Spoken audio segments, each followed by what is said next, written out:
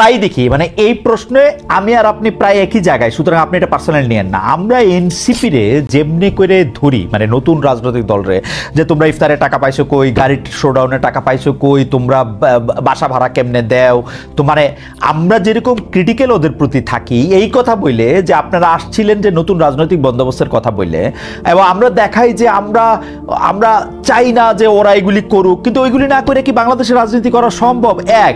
দুই হচ্ছে, যদি আমরা একই প্রশ্ন করে একইভাবে মানে কি বলে এটাকে আদালতে তুলি, তাহলে তো বিএনপি, আওয়ামী লীগ, জাতীয় পার্টি, জামায়াত এরা কেউ বাংলাদেশের রাজনীতি আর করতে পারবে না। মানে তাদের রাজনীতি শেষ করে দিয়ে বা তাদের রাজনৈতিক ধারা শেষ করে দিয়ে নতুন একটা রাজনীতির জায়গায় আমাদের জনগণকে দাঁড়াতে হবে। আমরা কি তার জন্য রেডি আছি নূর, নাকি আমরা তাদের প্রতি একটু বেশি হার্শ? আপনার কাছে কি মনে হয়?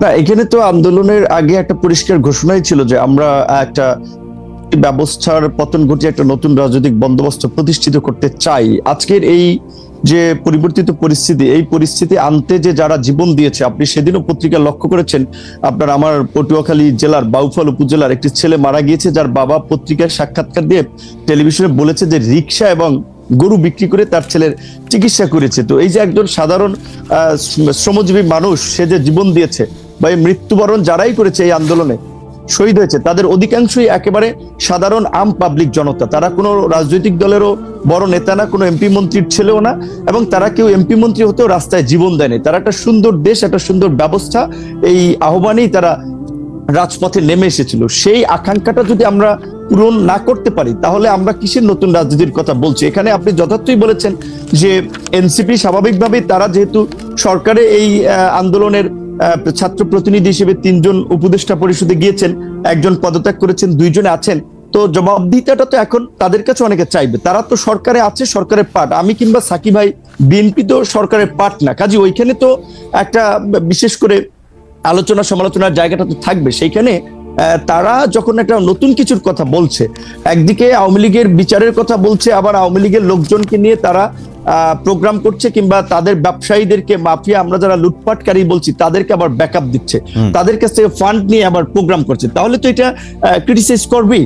এবং এইখানে এতদিন হয় নাই, 50 বছরে, তার মানে এখনো এইভাবেই যদি চলে তাহলে তো নতুন রাজনীতির দরকার নেই, তাহলে তাদের নতুন দল করারও তো দরকার নাই। মানুষ তো একটা পরিবর্তন চায়, সেখানে আমাদেরকে তো ন্যূনতম চেষ্টাটা করতে হবে যে বাংলাদেশের রাজনৈতিক দলের ফান্ডিং সিস্টেম এইটা পরিবর্তন করতে যাই আমরা গালি শুনি যে আমরা বিকাশে টাকা তুলি। আমরা তো বলেছি যে রাজনৈতিক দলের অনুদান জনগণ দিবে, আমরা সেই সিস্টেম চালু করবো। আমরা নির্বাচন কমিশনে প্রস্তাব দিয়েছি, এই যে কালো টাকার যে নির্বাচনে আধিপত্য, কোনো পোস্টার প্রচারণা প্রার্থী ব্যক্তিগতভাবে করতে পারবে না, নির্বাচন কমিশন করে দেবে এমন সিস্টেমে যেন কারো ব্যক্তিগত খরচের প্রয়োজন হয় না। আমরা জনগণকে সচেতন করি যে জনগণ যেন টাকার কাছে বিক্রি না হয়। কিংবা এই যে সরকারি কাজের ক্ষেত্রে দেখেন, এই সরকার ক্ষমতা এসেছে আজকে 8 মাস, সরকার শুরুর দিকে এসেই বোমা ফাটিয়েছে, আলোচনার জন্ম দিয়েছে যে উপদেষ্টারা আপনার সম্ভবত নভেম্বর মাসের মধ্যে সম্পদের হিসাব বিবরণী জমা দিতে বলেছে। কয়জন উপদেষ্টা দিয়েছেন? সরকারি কর্মকর্তা কর্মচারীদের সম্পদের হিসাব বিবরণী জমা দেওয়ার কথা বলেছেন, কয়জন বলেছেন? তো এই সরকারও তো রাজনৈতিক সরকারের মতো, তাহলে শেষ পর্যন্ত ওই কাউকে তুষ্ট করার জন্য যে না আমলা সরকারি কর্মকর্তা কর্মচারীর বিপক্ষে যেতে পারে, সেটি নিয়ে আর আগালেন না। এই সরকার, এই যে গণ অভ্যুত্থানের একটা সরকার, তাদের প্রথম এবং প্রধানতম দায়িত্ব ছিল এই গণ আন্দোলনে আহত এবং নিহতদের আপনার ক্ষতিপূরণ, পুনর্বাসন, তাদের সুচিকিৎসা। অথচ কিছুদিন আগেও দেখলাম আমরা বিনা চিকিৎসায় মানুষ মারা যাচ্ছে। কারা গণহত্যার বিচার এখন পর্যন্ত দৃশ্যমান এবং ইফেক্টিভ একটা পদক্ষেপও নিতে পারে নাই, বরঞ্চ এই সরকারের আপনার প্রশ্রয় আওয়ামী লীগের এমপি মন্ত্রী হাসান মাহমুদ, স্বরাষ্ট্রমন্ত্রীরা পালিয়ে যায়, সেনানিবাস থেকে 626 জন পালিয়ে যায়। আমরা এখন পর্যন্ত এই যে রাষ্ট্র সংস্কারের যে আওয়াজ আমরা দেখতে পেলাম, ঢাকঢোল পিটানোর চতুর্দিকে আওয়াজ, এই 8 মাসেও 8টা লাইনও রাষ্ট্র সংস্কারের বাস্তবায়ন আমরা দেখতে পাইনি। তো তারাও যদি এই পুরনো পথে হাঁটে, তাহলে এই পরিবর্তন কি দরকার ছিল? এত মানুষ কেন জীবন দিল? এই জবাব কে দিবে? তার জন্য আমাদের পরিবর্তন অবশ্যই করতে হবে, পরিবর্তনের পথে হাঁটতে হবে। আমার যেটা একটা প্রোগ্রাম আছে, আমি বিদায় নিচ্ছি, খালেদ ভাই যদি মাফ করেন। না না, কোনো অসুবিধা নাই, আপনি শুধু প্রশ্নটি শুনে রাখেন। আমরা জনাব জুনায়েদ সাকিকে শেষ প্রশ্ন করব। শেষ প্রশ্নটি হচ্ছে যে বাংলাদেশে আমরা দেখেছি যে বিএনপির সাথে হেফাজতে ইসলামের সাথে একটি বৈঠক হয়েছে, বিএনপি এবং কি এনসিপির সাথেও হেফাজতে ইসলামের একটা বৈঠক হয়েছে। বাংলাদেশের রাজনীতিতে জামায়াত এবং হেফাজতে ইসলাম এবং ইসলামিক দলগুলোর ভূমিকা কি থাকবে সেটা নিয়ে আমরা শেষ প্রশ্নটা করব। আপনি চাইলে থাকতে পারেন, মন্তব্য শুনতে পারেন, অথবা আপনাকে আমরা আমি একটু 30 সেকেন্ড বলতে পারি এই বিষয়ে। এটা তো একদম যদি 30 সেকেন্ড বলেন তাহলে 30 সেকেন্ডে জাস্ট এইটুকু বলবো, বাংলাদেশে প্রায় 90% মানুষ ইসলামী মূল্যবোধে বিশ্বাসী। এখানে সাকিব ভাই ইসলামী সেন্টিমেন্টের বাইরে বিপরীত রাজনীতি করে না, আমিও করি না, আমরা করব না। আমরা একটা লিবারেল পলিটিক্স করি আমাদের দলগুলো, কিন্তু এখানে ইসলামিক রাজনীতির নামে বিশেষ করে দেশি বিদেশি গোয়েন্দা সংস্থা বিভিন্ন ফান্ডিং এ একটা উগ্রপন্থা তৈরি করে রাজনীতির মাঠে দেখানোর চেষ্টা করা হচ্ছে, যেটা আমাদের সবাইকে ক্ষতি করবে। এই বিষয়ে যেন আমরা সচেতন থাকি, সতর্ক থাকি, এইটাই আমার আহ্বান। এইখানে উপদেষ্টাদের সক্ষমতার ঘাটতি আছে, দক্ষতা অভিজ্ঞতার ঘাটতি আছে। যেখানে একজন উপদেষ্টার নাই, একটা মিনিস্ট্রি চালানোর অভিজ্ঞতার তারে দিয়ে রাখছেন 3টা, সরকারটা চলবে কিভাবে? কাজে যদি আপনারা প্রকৃত অর্থে দেশের ভালো কিছু করতে চান, আপনারা এই উপদেষ্টা পরিষদকে জাতীয় সরকার, পলিটিক্যাল পার্টিগুলো এবং আন্দোলনের অংশীজনদের সাথে আলোচনা করে 2 বছরের জন্য এটাকে জাতীয় সরকারের রূপ দেন এবং এটাকে তারপরে আপনারা সংস্কারগুলো বাস্তবায়ন করেন। যেহেতু জাতীয় সরকারের পজিশনে আমি 2 বছরের সময়ের ক্ষেত্রে কিন্তু আমি একমত বলেছি, এবং এটা আওয়ামী লীগের আমলে আমি বলেছিলাম যে 2 বছরের জন্য জাতীয় সরকার। যেহেতু জাতীয় সরকার হয় না, এখন একটা সরকার হচ্ছে নির্দিষ্ট আপনার বলা চলে বলয়ের লোকজনের, এবং সেখানে এই যে ছাত্ররা এনসিপি একটা দল গঠন করেছে, আবার এনসিপির 2জন উপদেষ্টা আছে, তো এনসিপি সরকারের থেকে দল বানাবে, সরকারি সুবিধা নিয়ে দল বানাবে, এটা কি কোনো দল মানবে? যেই কারণে কিন্তু আমরা বলেছি শুরুর দিকে সরকারের যে গ্রহণযোগ্যতাটা ছিল বা রাজনৈতিক দলগুলোর যে সমর্থনটা ছিল, এখন কিন্তু সরকারের কিছু কর্মকাণ্ড উপদেষ্টাদের বক্তব্যে এখন সেই সমর্থনটা তারা হারাচ্ছে। সেই জায়গা থেকে আমি বলেছি যে শুরুর দিকে আমরা 2 বছর জাতীয় সরকার, এবং গতকালকে আমাদের সংস্কার কমিশনের যে প্রস্তাবনা, সেখানেও আমরা বলেছি যে সরকার যদি আপনার এই সংস্কারগুলো বাস্তবায়ন করতে চায়, তবে অবশ্যই এই সরকারকে জাতীয় সরকারে রূপান্তর করে অধ্যাদেশের মাধ্যমে এই সংস্কারগুলো বাস্তবায়ন করবে রাজনৈতিক ঐক্যমতের ভিত্তিতে, অন্যথায় তারা পারবে না। কিন্তু সেই জায়গা থেকে আমি এইটুকু বলবো যে যারা এখন সত্যিকার অর্থে যারা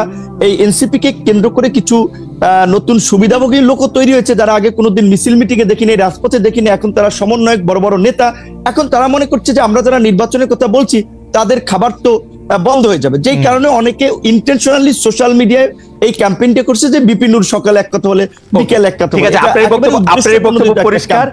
সোশ্যাল মিডিয়াতে একেবারে আপনার বক্তব্য, এটা অনেক উদ্দেশ্যপ্রণোদিতভাবে ক্যাম্পেইন, রাজনৈতিকভাবে ড্যামেজ করার জন্য, চরিত্র হনন করার জন্য। এইটুকু আমরা বলতে পারি। খালেদ ভাই, আপনাকে আওয়ামী লীগের আমল আমার মনে আছে মির্জা ফখরুল ইসলাম আলমগীর সাহেব আপনার একটা প্রোগ্রামে এসে বলছিল যে আপনার এই প্রোগ্রামটাতে তারও ভালো লাগে। এখন দেখেন আপনাকে কিন্তু অনেকে গালি দিচ্ছে, আবার আওয়ামী লীগের দালাল কাছিবাদের দোষর বলে।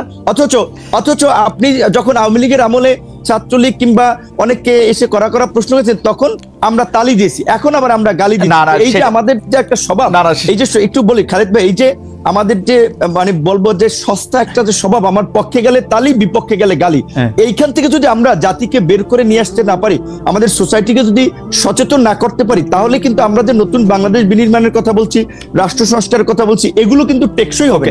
আমাদের মানসিকতার পরিবর্তন। আমার মনে হয় যে এই ব্যাপারে কোনো সন্দেহ নাই। তবুও সোশ্যাল মিডিয়াতে যেহেতু আমার বিরুদ্ধে একটা সোশ্যাল মিডিয়াতে কথা আছে, যদিও এই প্রশ্ন আপনাকে অনেকবার করেছি, তারপরেও এই প্রশ্ন আপনাকে আরেকবার করছি, এটা যদি আপনি হ্যাঁ বা না বাইনারিতে জবাব দেন তাহলে এটার সুবিধা। আপনি কি আসলেই মোসাদ্দেদ টাকা পেয়েছেন জনাব নূর? অনেকেই বলেছেন এই প্রশ্নটাকে আপনাকে করি না, আপনাকে প্রশ্ন আগে আমাদের, আপনি হ্যাঁ বা না বলে দেন, আমার ব্যাখ্যা দেওয়ার দরকার নাই। না আমি ব্যাখ্যা দেওয়ার দরকার আমাকে। এই কথাগুলো বারবার আনাই হচ্ছে আমাদের রাজনৈতিক ড্যামেজ করার জন্য। আসলে এইটা নিয়ে অনেক উত্তর দিয়েছি, ব্যাখ্যা দিয়েছি। আমি এটা বলবো যে যারা এগুলা আমার বিরুদ্ধে অভিযোগ যে আমি আপনাকে নাকি এই প্রশ্ন কখনো করি নাই, যদিও আমি আপনাকে এই প্রশ্ন অসংখ্যবার করছি। আমার বিরুদ্ধে এটা হচ্ছে আপনার অভিযোগ। অর্থাৎ আপনি কি না বললেন কিনা যে না, মানে না বলছেন না হ্যাঁ বলছেন, সেটা একটু বলুন। এটা তো ভাই, এটা অসংখ্যবার বলেছে, এটা বিভ্রান্তিকর বিষয়, এটা একটা প্রোপাগান্ডা ছিল, সেটা তো প্রমাণ। ওকে, ঠিক আছে। নূরকে শুনতে চাই আগে। নূর, জুলাই আন্দোলনের প্রেক্ষাপটে রাজনীতিতে অনেক ওলট পালট হয়েছে, কিন্তু যেটুকু আভাস পাওয়া যাচ্ছে আগামী নির্বাচনে বিএনপির নেতৃত্বে একটা সমমনাদের একটা জোট হতে পারে। সেইটার ক্ষেত্রে এমন হতে পারে আবার এনসিপি সহ যারা বেশি সংস্কার এবং অন্য ধরনের একটা বাংলাদেশ চাইছেন তাদের আগ্রহে একটা জোট হতে পারে। এখন এই মেরুকরণটা নিয়ে আপনার একটু মন্তব্য শুনতে চাই। আমি আপনার মন্তব্য শুনে সাকিবের কাছে আসছি এই একই বিষয়ে একটু মন্তব্য করতে। এই মেরুকরণটা কি আসলে বাস্তব নাকি মিডিয়ার সৃষ্টি? আন্দোলনের পরিচিত ছাত্র নেতারা একটা দল করেছে, আর এক অংশ আরেকটা দল করছে, সেই দল সরকার গঠন করবে কিংবা আরেকটা জোটের নেতৃত্ব দেবে, এইটা মিডিয়ার অতিরিক্ত আমি মনে করি অতি রঞ্জন বা অতি প্রচার। একটা দল গঠন করেছে, তারা এখন পর্যন্ত নিবন্ধনই পায় নাই, রাজনীতিতে এসেছে মাত্র কয়েকদিন, আগে তাদের ম্যাচুরিটি বা পরিপক্কতা তৈরি হোক, রাজনৈতিক ভাবে তারা গড়ে উঠুক। সেখানে এখনই তাদের নেতৃত্বে একটা জোট, আবার এইদিকে যদি বলেন বিএনপির নেতৃত্বে একটি জোট। হ্যাঁ, বিএনপি একটি বড় রাজনৈতিক দল, তারা সরকারে ছিল, আন্দোলন সংগ্রামে এই যে আমরা প্রায় 42টি রাজনৈতিক দল ইনক্লুডিং সাকিব ভাই সহ আমরা যে যুগপৎ আন্দোলন করেছিলাম, 31 দফা রাষ্ট্র সংস্কারের রূপরেখা এই আন্দোলনের আগেই দিয়েছিলাম, সেখানে আমাদের মধ্যে একটা বোঝাপড়া ছিল। কিন্তু বিএনপি কিছুদিন আগে বিএনপির এক শীর্ষ নেতার বক্তব্যে আমরা দেখতে পেলাম যে বিএনপি বলছে যে এই নির্বাচনে তাদের জোট গঠনের কোনো পরিকল্পনা নাই, তবে আবার তারা একটা জাতীয় সরকারের কথা বলেছে। কাজে বিএনপির কৌশলটা কি হয় সেটা জানি না, তবে আমরা আলাপ আলোচনা চালাচ্ছি বিভিন্ন রাজনৈতিক দলগুলোর সাথে যে নিবন্ধিত কিংবা সমমনার দল, আমরা যারা একটা নতুন রাজনীতি চাই, পরিবর্তন চাই, যারা একটা ইতিবাচক ভাবে আগামীর বাংলাদেশকে দেখতে চাই, তারা যদি একটা সরকার গঠন করতে পারি, নির্বাচন একটা জোট গঠন করতে পারি, সেই আলাপ আলোচনাটি চলছে অনেকের জায়গা থেকে। সেখানে কার নেতৃত্বে কোন জোট হবে সেইটা বোধহয় এখনই সময় না, কারণ রাজনীতিতে যদি ধরেন নির্বাচন ডিসেম্বর হয় তাহলে এক ধরনের মেরুকরণ হতে পারে, ডিসেম্বর ওভার হলে আরেক ধরনের মেরুকরণ হতে পারে। আমি সহজ সরল ভাবে এটা মনে করি, মেরুকরণের এখনো অনেক সময় বাকি, অনেক জল অনেক দিকে গড়াবে আমার মনে হয়, যদি সময় যত যাবে তত বোঝা যাবে। জনাব নুরুল হক নূর, আপনাকে অনেক ধন্যবাদ। আমি জনাব জোনাস সাকিকে প্রশ্নটি আবার একটু করতে চাই যে বাংলাদেশের রাজনীতিতে, জনাব নূর ইচ্ছা করলে আপনি চলে যেতে পারেন, যে বাংলাদেশের রাজনীতিতে জামায়াতে ইসলামী, হেফাজতে ইসলামী এবং ইসলামী দলগুলোর ভূমিকা আপনি কিভাবে দেখেন? এই যে আসছে ভবিষ্যতে তারা কতটা ফ্যাক্টর, তাদের সাথে কাদের জোট হবে এবং এই ধরনের রাজনীতিতে আপনি এটা কি মনে করেন?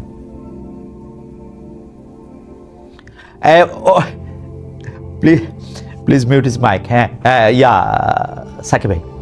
হ্যাঁ সাকিব ভাই। আচ্ছা, প্রথমত দেখুন কাদের সাথে কার জোট হবে এটা তো আগেই বলেছি যে এখন পর্যন্ত এগুলোর কোনো আলোচনা হয়েছে এরকমটা আমার জানা নেই। কিন্তু আমি যে প্রশ্নে আপনি বলেছেন জামাত ইসলামী সহ, আমরা এটা একটা দীর্ঘদিন ধরে আমাদের অবস্থানটা আপনি জানেন যে 1971 সালে রাজনৈতিক যে অবস্থান জামাত ইসলামী সহ 4টি দল নিয়েছিল, তাদের ব্যাপারে আমরা একটা আমাদের বক্তব্য সবসময় দিয়েছি যে 1971 সালে বাংলাদেশের যে উত্থান, তার জন্য যে মুক্তি সংগ্রাম, সশস্ত্র সংগ্রাম হয়েছে, এই 4টি রাজনৈতিক দল রাজনৈতিকভাবে কেবল পাকিস্তানের পক্ষ নেয়নি, পাকিস্তানি সেনাবাহিনীর অনেক ক্ষেত্রে তারা সহযোগী হয়েছে নিজেদের নানান রকম সংগঠন তৈরি করে।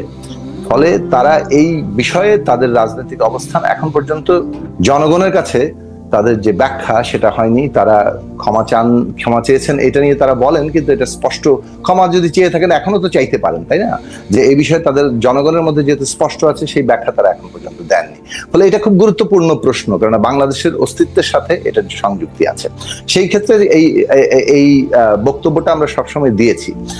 2 নম্বর বিষয় হচ্ছে যে দেখুন, যখন একটা গণতান্ত্রিক রাজনৈতিক ব্যবস্থা, মানে কে কোন মতাদর্শ নিয়ে রাজনীতি করবে সেটা তো সেই দল ঠিক করবে, কিন্তু সেটা গণতান্ত্রিক ব্যবস্থার কাঠামোর মধ্যেই হতে হবে। গণতান্ত্রিক ব্যবস্থাকে কেউ যদি বদলে ফেলতে চায় তাহলে সেই ক্ষেত্রে আমরা তখন আমাদের অবস্থান গ্রহণ করব, কিন্তু গণতান্ত্রিক ব্যবস্থার মধ্যে কে কোন মতাদর্শ নিয়ে রাজনীতি করবে এটা তো আমরা ঠিক করে দিতে পারি না। আমরা জনগণের জন্য যে তার আদর্শ লক্ষ্যকে সঠিক মনে করি, জনগণের নিজস্ব রাজনৈতিক শক্তি যেভাবে গড়ে উঠতে পারে, যেভাবে তার সর্বোচ্চ স্বার্থ রক্ষিত হতে পারে, আমরা সেই অনুযায়ী আমাদের রাজনৈতিক জায়গাটা ঠিক করি। আমি একটু ফিরে যাই আপনার আগের প্রশ্নটাতে, যেটা নূর উত্তর দিচ্ছিলেন। দেখুন খালেদ, একটা কথা আপনাকে বলি, বাংলাদেশের মধ্যে আপনি যদি দেখেন যে এখানে মানে একটা কর ব্যবস্থা আছে যে আমরা সরকারকে কর দিই, আর একটা প্রাইভেট কর ব্যবস্থা আছে, মানে পেট্রন ক্লায়েন্ট একটা ব্যবস্থা আছে। এখানে নানান কার্যক্রমের জন্য লোকজন নানাভাবে থাকে, হকার থেকে শুরু করে বিভিন্ন কাজে, এবং তারা সাধারণত ক্ষমতায় যারা থাকে এবং তার সাথে আইন শৃঙ্খলা বাহিনী সহ যে ক্ষমতার কাঠামোটা তৈরি হয়, ওখানে তারা নানানভাবে মানে ট্যাক্স দেয়, রেন্ট দেয়, যাকে বলে বখরা দেয়।